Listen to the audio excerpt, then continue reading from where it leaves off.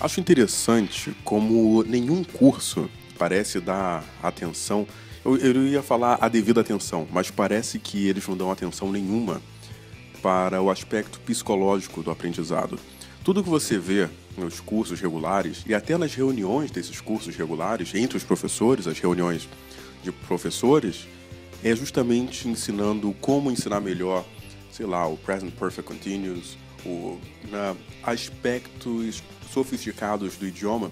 Lembro uma vez de um colega meu da profissão falando: o aluno tal ainda não absorveu completamente a ideia do present continuous, o que para mim eu acho que é uma besteira. O continuous, present continuous, é somente você colocar o ing, o verbo to be, mas o ing eu consigo passar isso em em alguns minutos, né? Claro que utilizar isso com fluência, etc, já é outra história. Mas enfim, o que eu quero dizer é que normalmente nas reuniões, a grande preocupação da maior parte dos cursos é justamente de saber como ensinar aquela técnica que você tem do ensino para o aluno. Quando na verdade o que eu vejo, pelo menos a realidade que eu vejo, é muito diferente.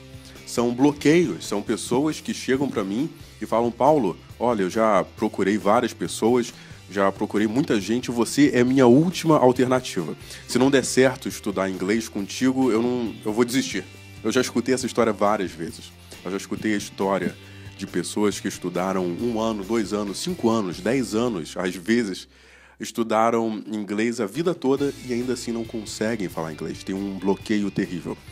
E esse bloqueio para falar inglês é muito real, sendo que parece que ninguém dá atenção especificamente a isso.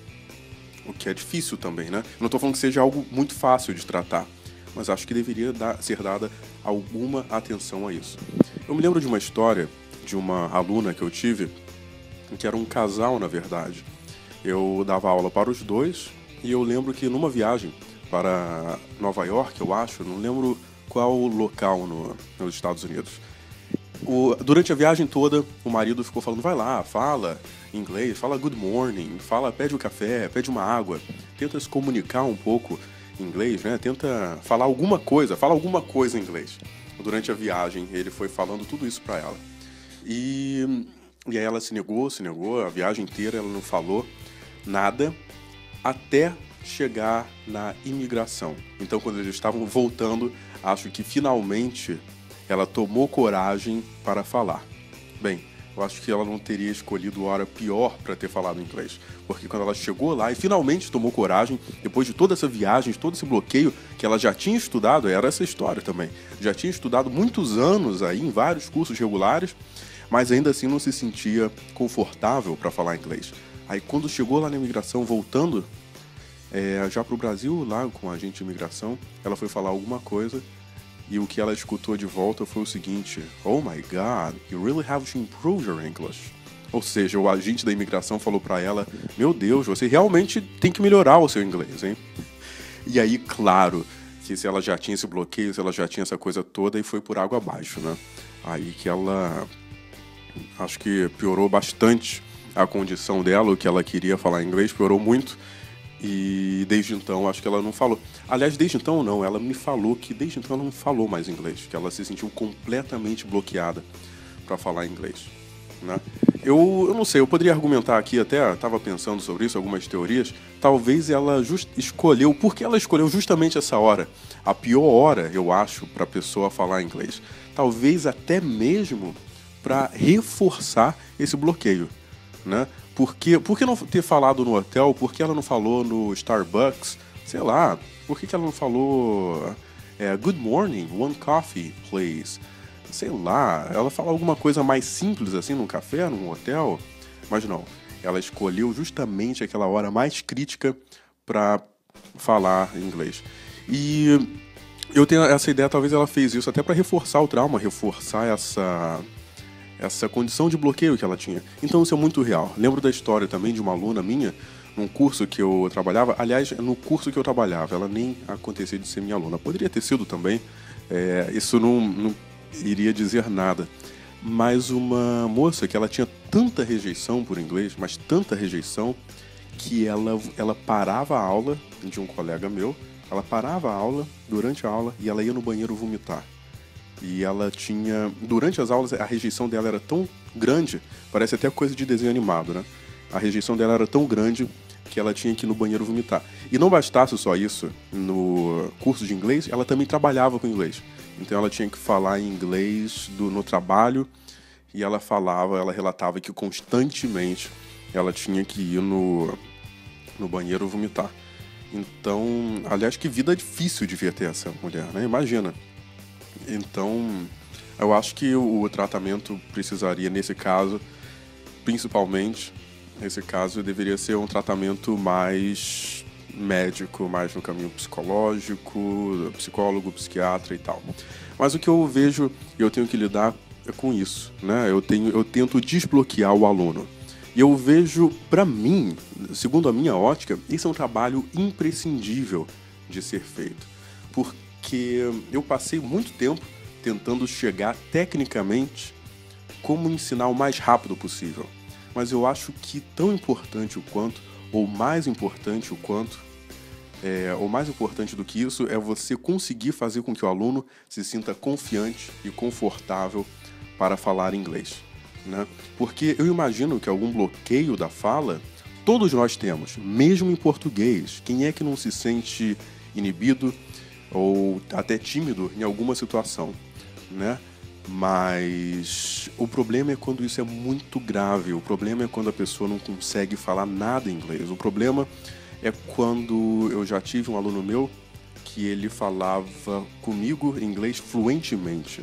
Um aluno brilhante, assim, em cerca de 6 meses ele estudou muito ativamente, e ele, dentro de 6 meses, ele já falava tempos verbais bastante complexos. Ele era, como tem workaholic, ele era um studiocaholic, ou alguma coisa assim. Ele estudava sem parar e ele já falava muito bem dentro de 6 meses. Até que um dia eu tive uma ideia, vamos fazer uma aula diferente hoje, e eu coloquei ele para falar com o Skype, através do Skype com outro aluno. E aí, ele que falava inglês comigo fluentemente, ele se bloqueou completamente e não falou mais nada. Não saiu nem what's your name, how are you, como é que você tá, qual é o seu nome, não saiu nada disso. Ele bloqueou completamente. E a partir daí, desse e alguns outros exemplos, que eu tentei começar a mudar a dinâmica da minha aula e fazer coisas onde a pessoa vá trabalhar, vá falar inglês em público, na frente de outras pessoas, vá falar em grupos, pequenos grupos de conversação. Eu costumo gravar os meus alunos e tentar trabalhar e descobrir o porquê que a pessoa está bloqueada para o inglês. E é um trabalho, eu acho que é um trabalho muito difícil, porque você tem que tentar saber o porquê, e às vezes isso envolve você ir bem a fundo na pessoa, na intimidade dela, na criação, no porquê, como é que foi a criação dela. Será que ela foi muito reprimida quando era criança? Será que faltava diálogo? O que aconteceu para que a pessoa se sinta tão desconfortável para falar inglês? E o que eu costumo dizer é que se a pessoa é tímida em português, em inglês, né, ela não vai melhorar. Ela não vai ser... Se a pessoa é tímida em português, quando passar para o inglês, não vai melhorar. A tendência é piorar. Então, isso é uma coisa muito interessante, até para você pensar e ajustar a sua expectativa, porque se a pessoa... Imagina que se você é uma pessoa tímida e você entra num curso de inglês esperando que você vai sair de lá e vai falar inglês, tipo, fala inglês aí. E o cara fala, yeah, my name is Paul, and I'm an English teacher, and I can speak English without a problem. Não vai sair isso, né? Porque você não fala assim em português. Então, quando passar para o inglês, você não vai ter essa desenvoltura que você está imaginando. Então, eu acho isso interessante, até para ajustar a expectativa que você tem quando você está buscando um curso, né? Será que eu já me sinto confortável, tranquilo para falar em público, tranquilamente em português, no termo geral? Porque no inglês isso tende a piorar, porque possivelmente não é um idioma que você domina, ou que você fale com tanta clareza e com tanta especificidade, etc. Né? É aquela história, faltam palavras, me falta vocabulário e tal. Isso acho que é até assunto já para um outro vídeo, porque porque eu acho que o pessoal divide demais o idioma. Falar, me falta vocabulário, me falta gramática, me falta a minha pronúncia é ruim, e quando na verdade eu vejo todas essas coisas de uma maneira muito mais junta. Eu não acho que existe essa necessidade toda de separar tanto assim. Mas bem, vamos ficar por aqui hoje. Meu nome é Paulo Nidec. Obrigado por assistir. Curta, comente, compartilhe o vídeo. Inscreva-se no canal. Meu nome é Paulo Nidec e até a próxima.